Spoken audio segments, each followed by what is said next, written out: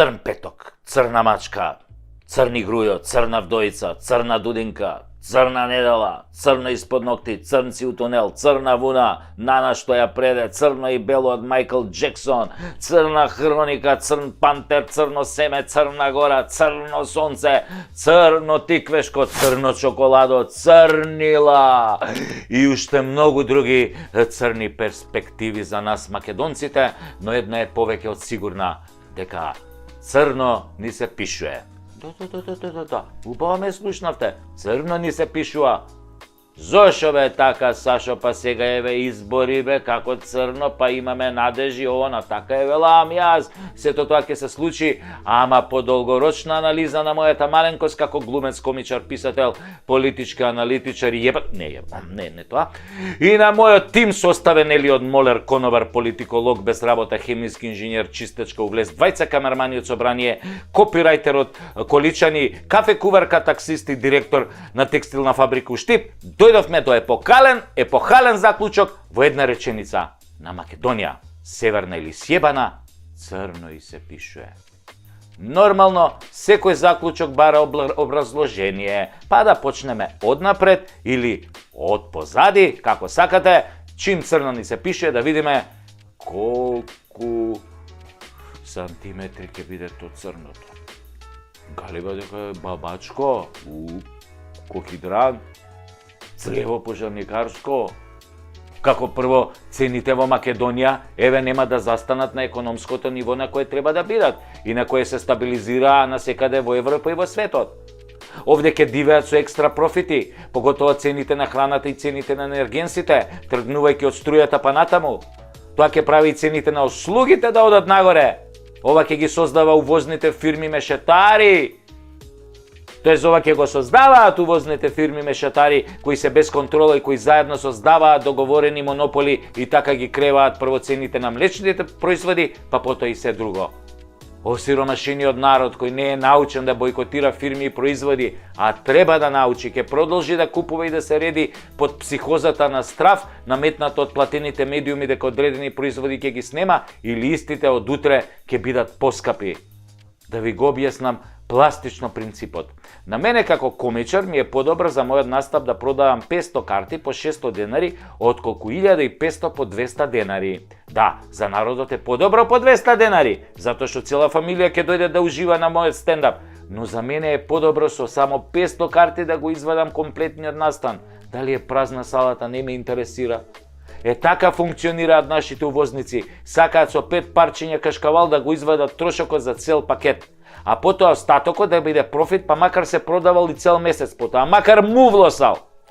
И сирењето макар му влосал, ко можат французите да дадат му влосено сирење, зашто не и македонците.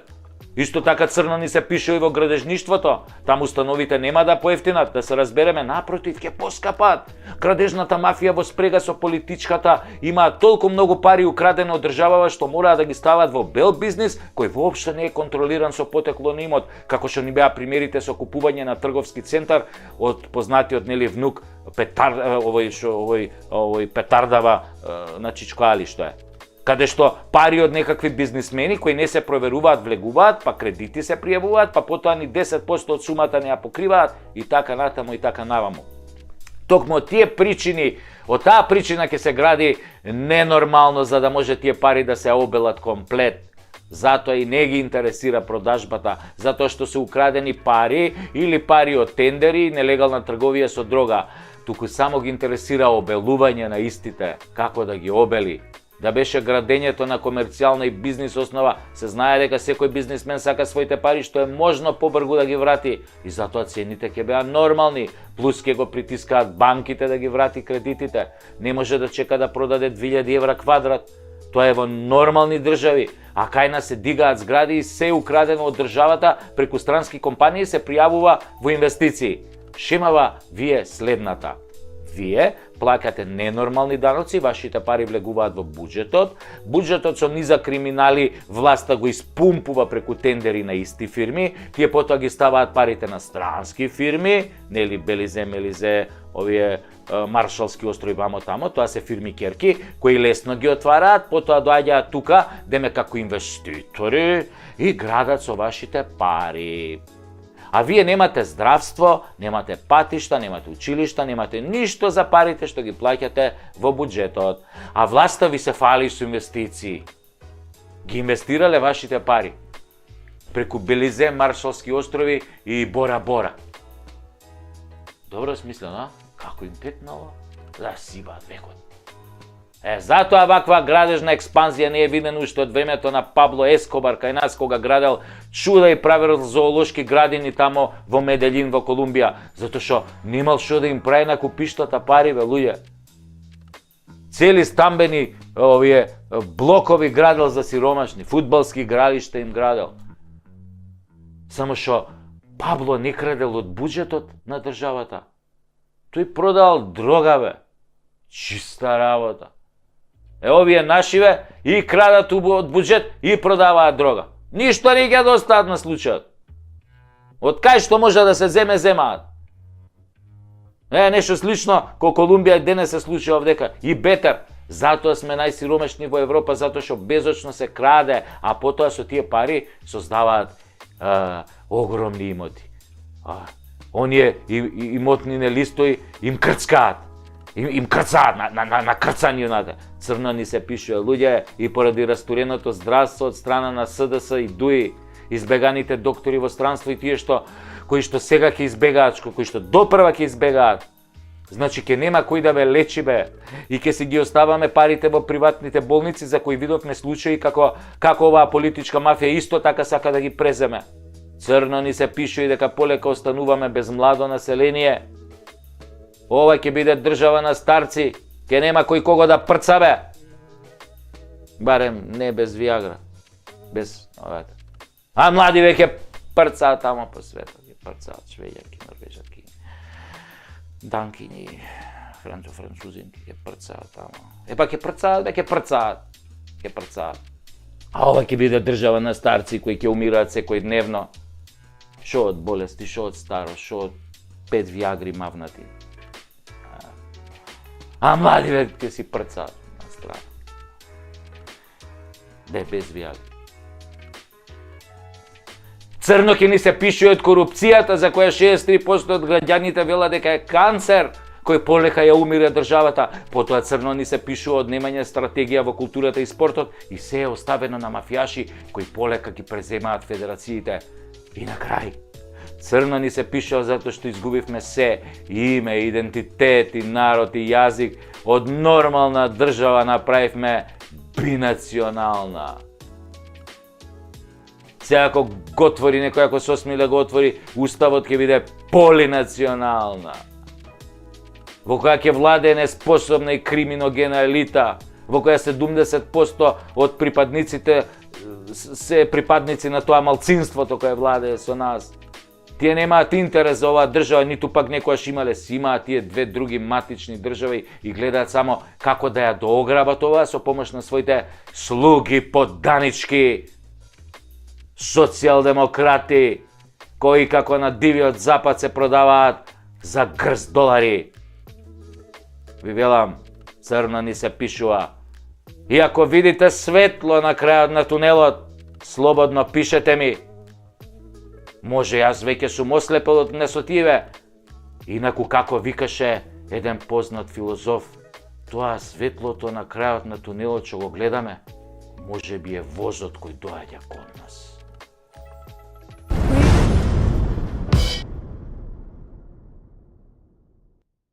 Седам вчера во кладилница со перо напола. Значи на димакот му е напола. Не наполи како што би било логично, затоа што кога ќе добие ливчена спортска, веднаш добивката ја дели на пола. Пола ја уплаќа повторно на ново ливче, а пола ја носи на жена му дома, па така се додека него утне ливчето. Еднаш перо напола влегол во кладилница во петок, а се вратил дома во понеделник са бајле и на жена му ја лупнал 153.749 евра на масата и грмнал. Еве жено, да не ми го дрвиш више, зашто седам у кладилница по цел ден. Перо напола го фати седмото ливче цело, на што жена му онака алчна и суетна како секоја жена на македонец му одговорила: добро перо, вечер кога ќе си легнеме ќе добиеш цела дунда, пошто не си ме пипнал 6 месеци со сите твои кладилници. И Pero си легнал у дневна соба на кауч, малку да дремне пред сексот, затоа што 3 дена немал спиено, нели, чекајќи ги ливчињава, ама заспал ко топ. И жена му изгледа не ја разбрала ова форава со заспивањево и кога се разбудил по 2 дена, ни жена му ја немало дома. Ни жена му, ни оние 153.000 евра и кусур. И после тоа Pero напола разбра дека жена му е во Австрија или во Австралија, е бемлига, една буква чуда прави. И Pero напола од тогаш нема фатено повеќе од 2 ливчиња. И секојаш кога ќе го утне следното ливче, пцуе на глас. Pero, да ти бам глупиот, како не ти текна дека ти правиш женски малер со тоа сексот. Но не се. Да се вратам на суштината, а тоа не е во случајов пола или цела дунда, зашто искрено да ви кажам, ја пола дунда немам видена, а не знам како изгледа, а бидејќи е малер, нека ми дава цела или ништо. Значи, седиме ја и Pero напола и баш го гледаме Наполи, кај што тренерот е пола тренер на Наполи, пола селектор на Словачка, што да прави пола судбина, која Pero ми вика, абе Саше, ти го гледам тоа пола Тасевски и си викам, Саше, не знаеш што е градоначалничка фикс вин акробација. Шо бле бета, викам, овој си викам. Слушај Pero, прво не е тоа пола Тасевски, туку е преку Тасевски шоу. Затоа што кога би било пола, тогаш би било малку за гледачите, а ова е бе големо, па мора да биде преку, нели, преку Тасевски, значи поголемо е од пола, поголемо е од целото, нели, преку големото. Ако те разбирам, вика Pero, значи како зидон на Трамп со Мексико, мора да идеш преку него за да го поминеш. Гледам вака, го гледам и си викам. Можеш да идеш и под зидот, бе? Да, бе, вика Pero, можеш, само треба да пазиш на јајцата. Аман, бе, да му имам осте се јајцата, кажи што ти е тоа градоначалничка фикс вин акробација. Не знаеш, ми вика Pero? Не знам, бе, да ти го резнам. Од кај да знам? Знаеш дека внук ми е градоначалник на една скопска општина? Па еден од овие стариве вуци, што е неколку мандати градоначалник, им објаснил како да дојдат до голема пара да ја заебат јавноста. Со фикс акробација во која сигурно лапаат кеш. Не збори, бе, му викам, ја на Pero пола на заебанција и уше пола на заебанција. Градоначалници во Македонија и криминал. Кај бе тоа, бе, ај не верувам, викам, Бог да чува. Па све мајките рези себе каков криминал. Вака вика Pero. Прво се договараат со некој сумљив инвеститор по можност од doing business или нивните ортаци за некоја огромна локација за која процедурата ќе биде во секој случај незаконска во општината од гласање во совет до издавање дозволи, дуп, муп, курац, палац и така натаму. И им кажуваат процент да ја бркаат работава. Обично процентот е некаде околу 15% од вкупната инвестиција и почнува целата операција. Градоначалников ја тера работата. Им прави маневри, мести документи, одлуки, комунали, издава решенија и се оди така глатко со кршење закони, се оградува просторот, се гради повеќе од она што е дадено, сите срекни, инвеститорот Кримос и градоначалникот поштен, овој Кримосов цела зграда, градоначалников 15% плюс подмачкен уште некој фактори од Министерство за транспорт и врски по некој инспектор, подписник во урбанизам, клучни советници за сите да има. Квадрат е бе 2000 евра. Пари има ко говна у канализација, па што има тука спорно, му викам на Pero напола, тоа го прават 30 години уназад. Па ти викам бе, полутасевски дека немаш појма, ми вика. Има иншуранс, фикс ситуација, затоа се вика вин акробација. Ако јавноста почне да се буни, ми вика Pero, и некоја институција укине некој документ, Уставен суд укине дуп, тогаш инвеститорот ја тужи општината и општината му плаќа пенали, изгубена добивка, камати и пак истите пари ги делат со градоначалникот. Бе, му викам да му ибам мајката, па да бе, викам како не ми текна, викам стварно ова вин ситуација, посебно ако градоначалников и Кримосот си имаат нати го дај ми го и си се верни другарчиња. И наеднаш гол! Која свика Pero напола, што се дереш бе, му викам, кој е гол, кај биде гол, кај претрча гол, гола да не е, не бе гол, вика, гол, па гол за Барса бе, не за Наполи. Ме погледна ко да се олеснал за сите гребови на светот и ми вика, Ти реков дека ништо не разбираш бе од вин-вин фикс ситуација. Шо не разбирам бе Перо? Па не разбираш дека тука во кладилницава сум од петокот, а денес е среда. И ова ми е седмото ливче, а сега не сум веќе женет. Значи сите пари се за мене, а бившата ми жена нека си ја чува дундата цела. Викам да му ба мајката, од денеска му менјам надимак, ќе викам Перо целиот, оти се напуни да ви кажам ко градоначалник.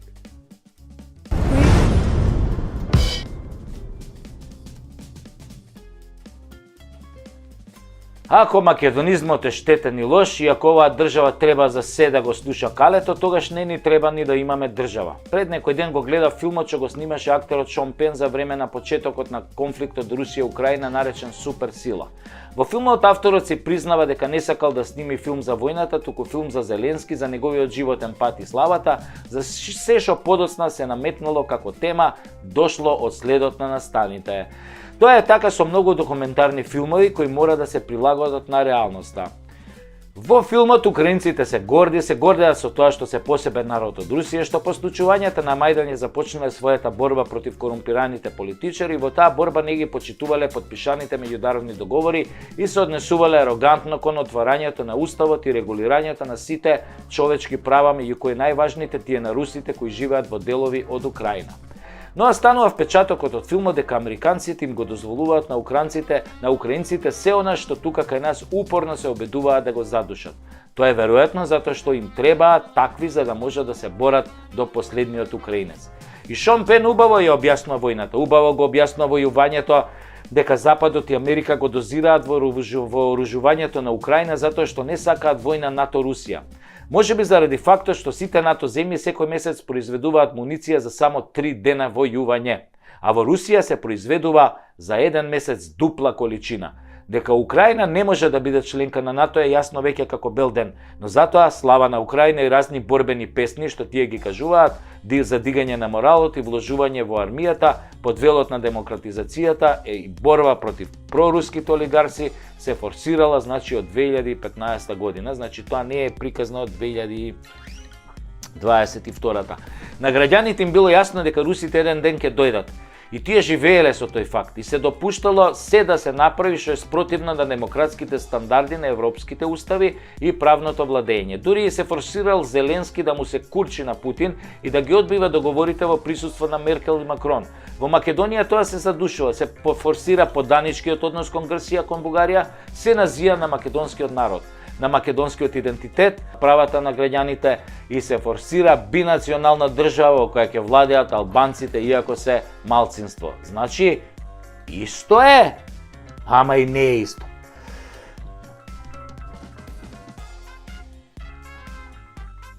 Путин.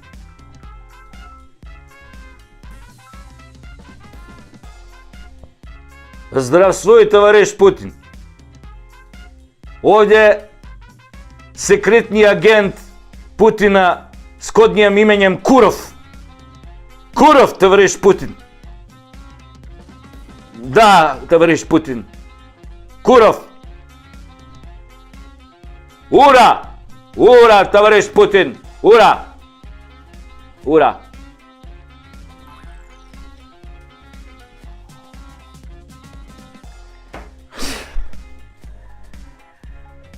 Путин ме бара. Да, мене,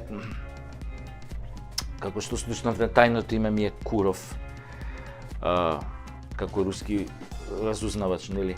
Абе, ме бара, ке ме чека после кола, ке ме носат на аеродром, у Москва треба да јаваме поларни мечки утре. И така, па без мене не му е кеф да јава мечка. Него, кај застанавме?